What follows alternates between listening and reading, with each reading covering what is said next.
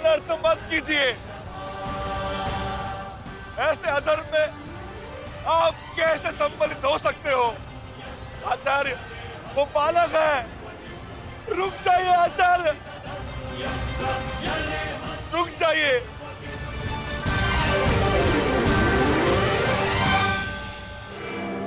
अपना दिया वचन स्मरण है ना पिताश्री? इस बालक की शक्ति इस रथ में है जो इसे सुरक्षित की हुई है। आचार्य, इस बालक को रथ विहीन कीजिए।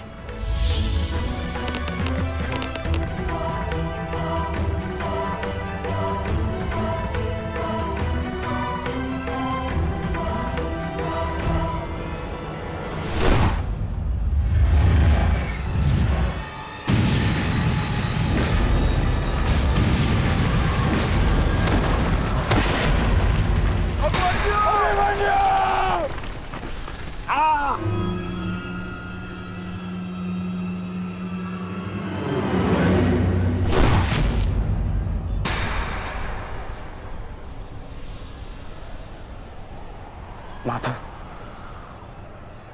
मुझे कई बार चोट लगी, परंतु इस चोट की पीड़ा का भान मेरे मन को विचलित कर रहा है। कहीं ये कोई संकेत तो नहीं?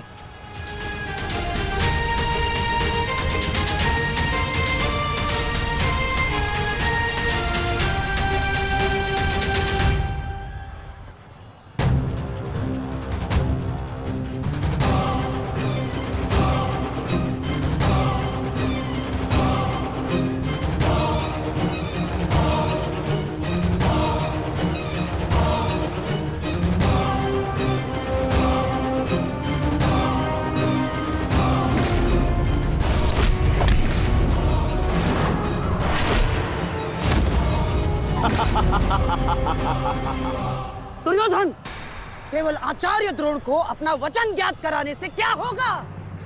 इतने अपमान के पश्चात भी अंगराज कर्ण तो जो के त्यों खड़े हैं।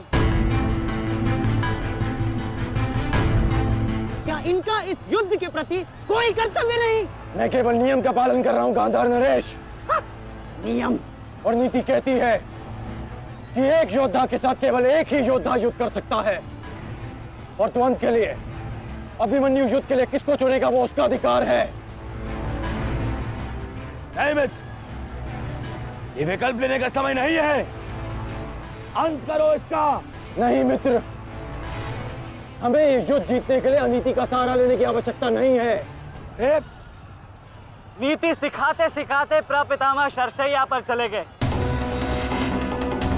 यदि इन्हें नीति का ज्ञान होता तो आज ये युद्ध संभव ही ना होता। अभिमन्यु, तुम्हें विकल्प चुनना होगा।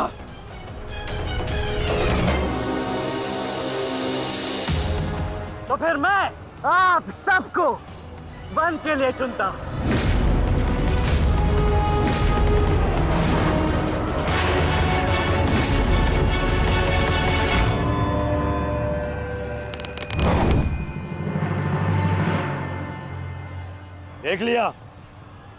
देख लिया इसने अपना विकल्प चुन लिया।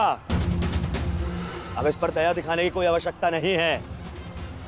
अब आक्रमण करने की आवश्यकता है। आक्रमण करो और अपना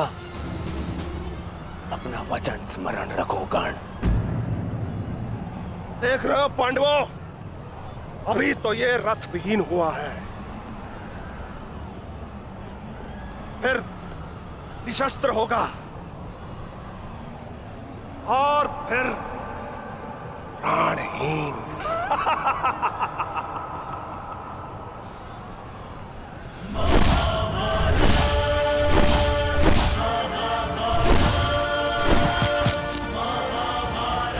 ये क्या कर रहे हो? धनुष विहीन करो इसे।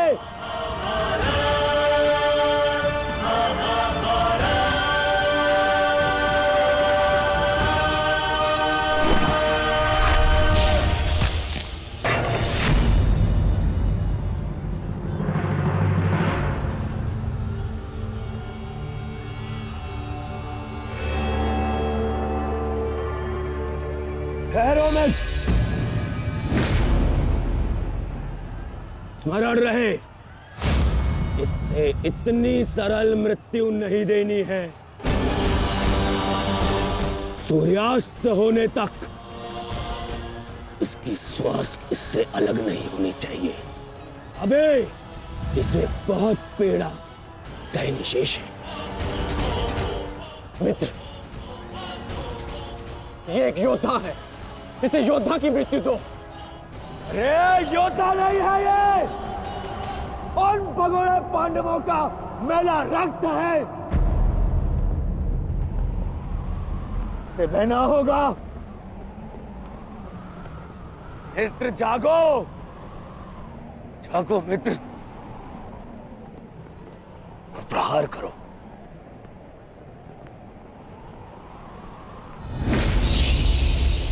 नहीं, नहीं अंगराज, ऐसा मत करो, ये अधर्म है।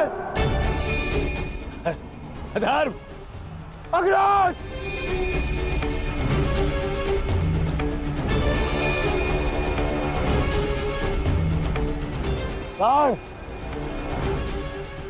स्मरण करो, स्मरण करो कैसे इन पांडवों ने तुम्हारे पुत्र को मारा था। दया तो इन्होंने भी नहीं दिखाई थी उस पर। उसकी पीड़ा का मान है मुझे, और प्रहार करो का, प्रहार करो उस पर।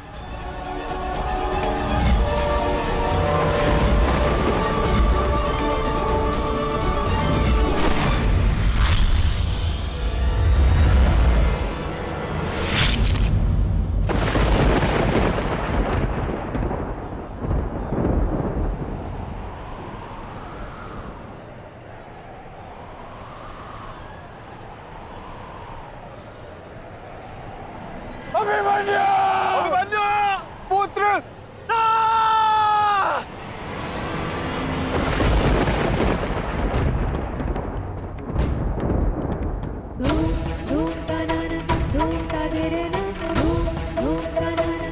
क्या हुआ माताश्री?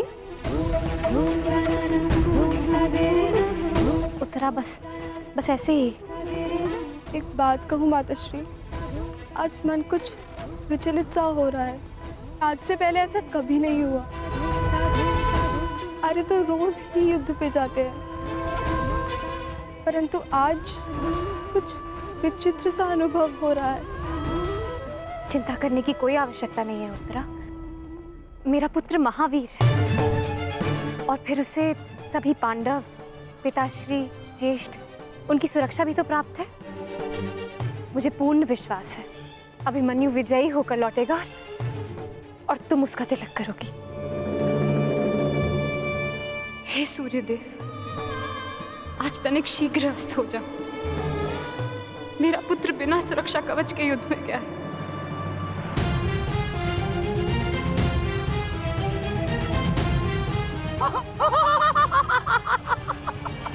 बालक, तुम्हें सबके साथ युद्ध करना था ना? करो, करो युद्ध।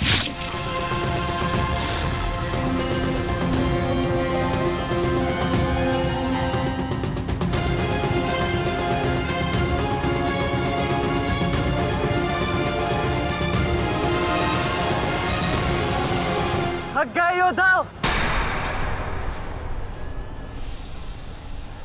मेरी चुनौती अभी समाप्त नहीं हुई।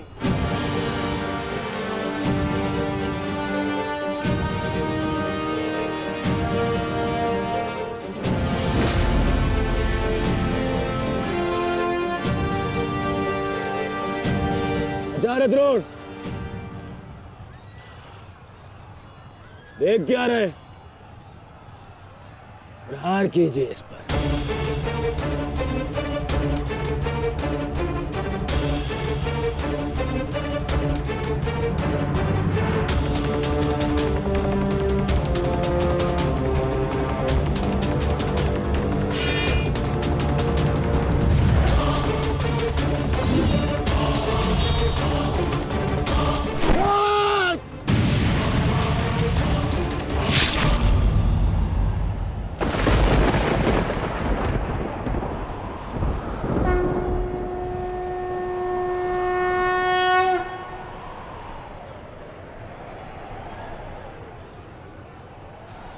अब ठीक है ना माधव?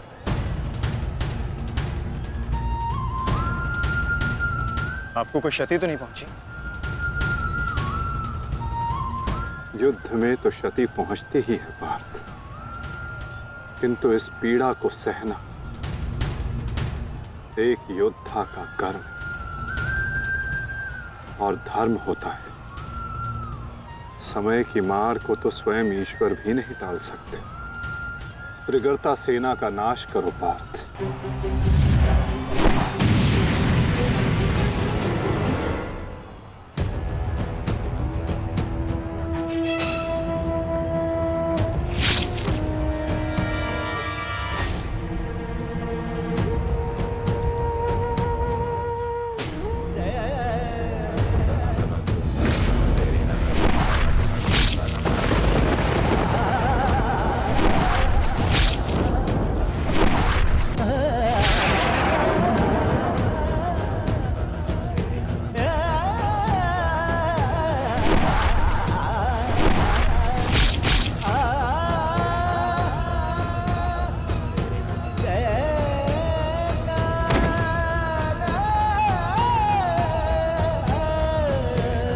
ये द्वंद्व अभी शेष है।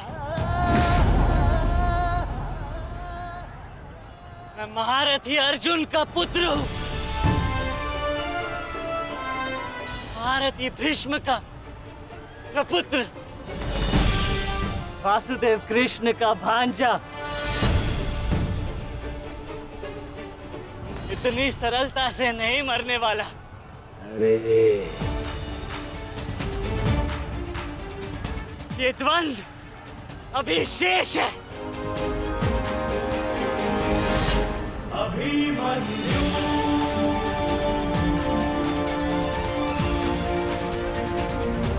अभिमन्यु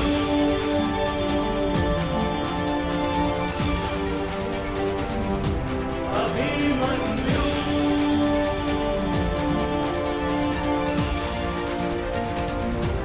अभिमन्यु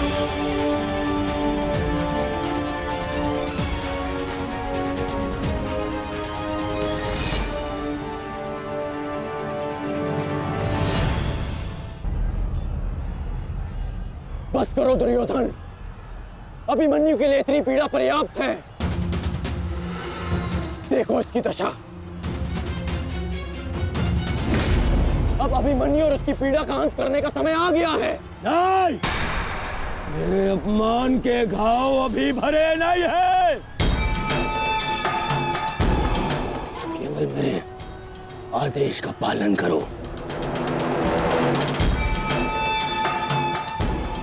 अभी इसकी मृत्यु का समय नहीं आया है।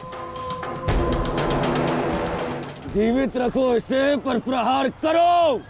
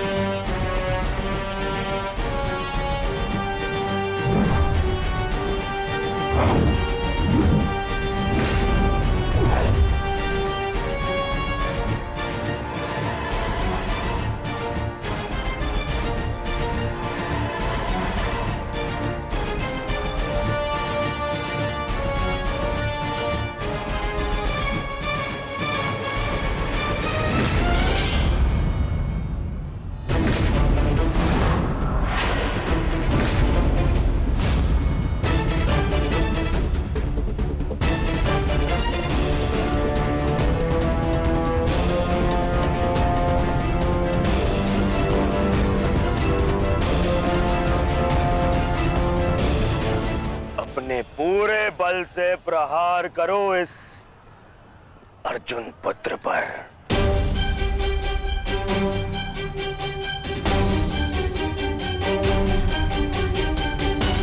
और स्मरण रहे,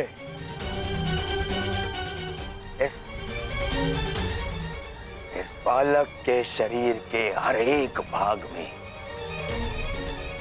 घाव देखना चाहता हूं।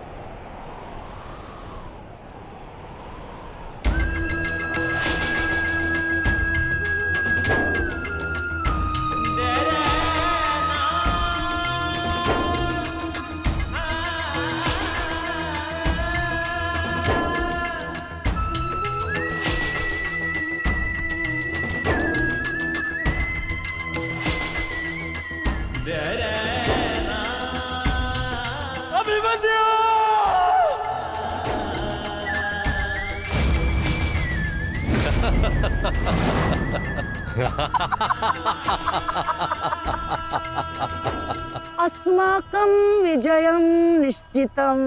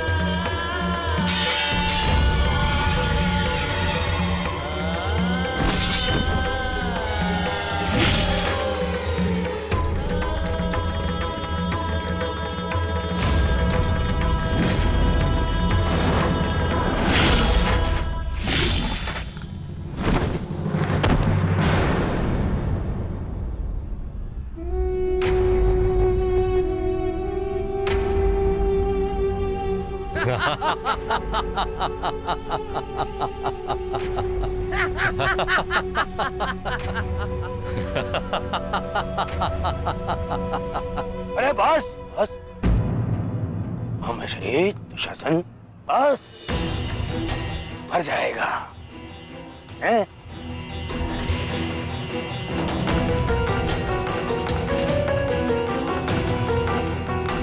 क्यों इस बात की प्रतीक्षा है? इतना पर्याप्त नहीं? चल एक मांग मुझसे, मैं तुझे मृत्यु दूंगा भीख में। आजा, मांग भीख। बड़ों के समक्ष हाथ भीख के लिए नहीं, आशीर्वाद के लिए बढ़ाते हैं काका श्री।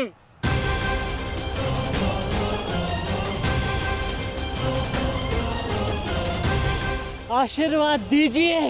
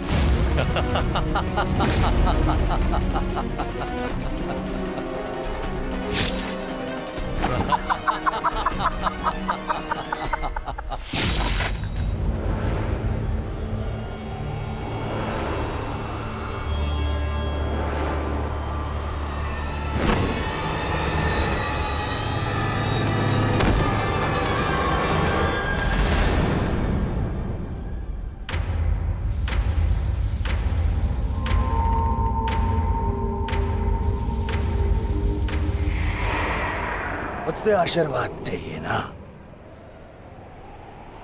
तो ठीक है।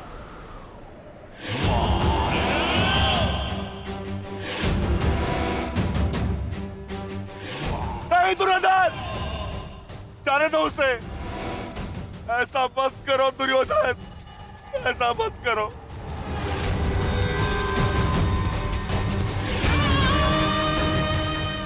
चाहिए तो उसके स्थान पर इस निकोदर भीम के प्राण हर लो, पर मेरे पुत्र अभिमन्यु को जाने दो। क्यों? मेरी पीड़ा भूल गए? तुमने दिखाई थी दया मेरे भ्राताओं पर, किंतु मैं तुम पांडवों के भांति निर्दयी नहीं हूं। ठीक, तुम्हारी विनती स्वीकार कर लेता हूं।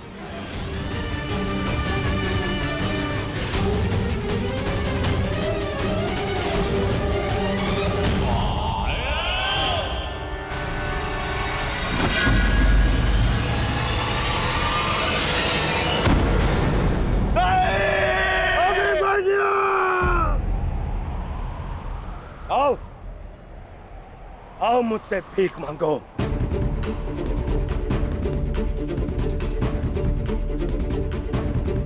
आओ बालक, आजा।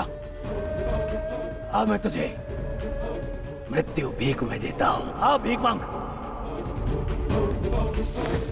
आजा। हाँ,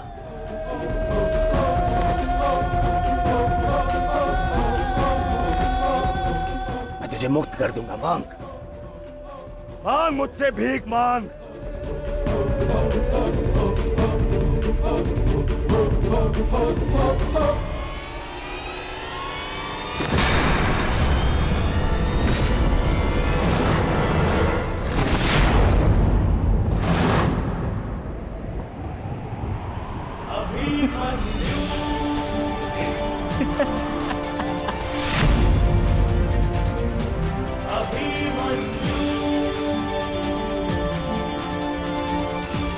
कहा था ना मैंने काकाश्री, जब जब मिलूंगा वस्त्रहरण करूंगा।